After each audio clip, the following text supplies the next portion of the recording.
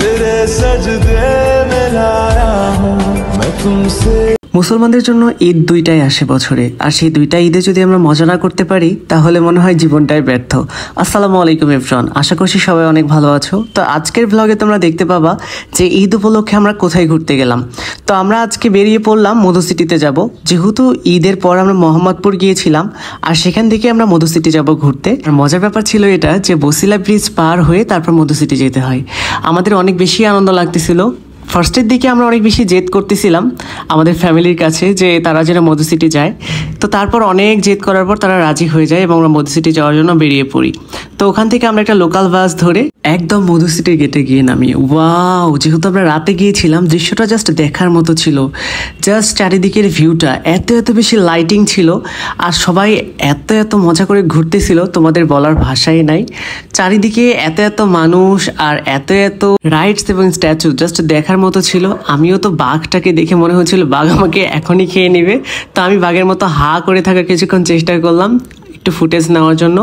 আর ওইখানকার আবহাওয়াটা অনেক বেশি ভালো ছিল। আমরা যেদিন গিয়েছিলাম নাতিশীতোষ্ণ ছিল, না গরম না শীত, তো এই জন্য আরও বেশি ভালো লাগতেছিল। আর এই মুহূর্তে যত গরম পড়ছে তোমরা তো বুঝতেই পারতেছো, গরমের ঠেলায় কোথাও যেতে ভালো লাগে না। তারপরেও আমরা গরমকে উপেক্ষা করে সেখানে গিয়েছি আর সেখানে গিয়ে দেখি আবহাওয়াটা একদম ভালো আর চারিদিকের এত সুন্দর লাইটিং। সেখানে আমরা অনেক রকমের ছবি তুলে নিলাম, এক একজন এক এক জায়গায় ছোট ছোট করতেছে। আমরা মধু সিটি গিয়েছিলাম ফ্যামিলির সবাই একসাথে, আর সেখানে গিয়ে এক একজন এক এক জায়গায়, কাউকে আর খুঁজে পাওয়া যাচ্ছিল না। আর এত এত বেশি ভিড়। পাম্মা ছিল, পাম্মা তো একটু পর পর হারিয়েই যাচ্ছে।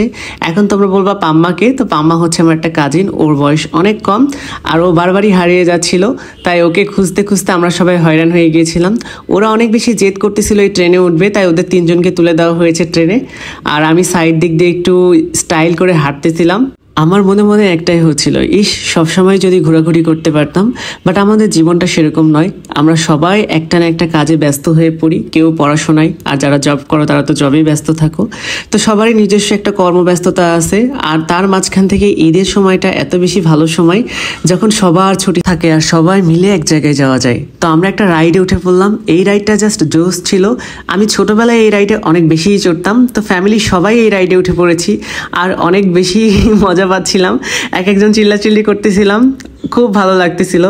আসলে বাসায় বসে বসে যদি মনটা গোমরা হয়ে থাকে তোমরা অবশ্যই কোনো পার্কে যাবা। তো পার্কে গেলে এমনিই মন ভালো হয়ে যাবে।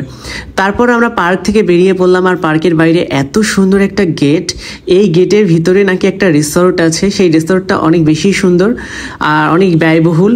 তো আমরা ভিতরে যেতে পারলাম না, আমরা বাইরে থেকে একটু ভিউ নিলাম এবং ছবি তুললাম। তারপর সামনে দেখতেছি মধু সিটির আরেকটা পার্ক, সেই পার্কে আমরা ঢুকে পড়লাম। এই পার্কের দৃশ্যগুলোও জাস্ট অসাধারণ ছিল। তো মধু সিটি গেলে তোমাদের সবারই ভালো লাগবে। তো আজকের দিনটা অনেক ভালোই কাটলো আমাদের সবার।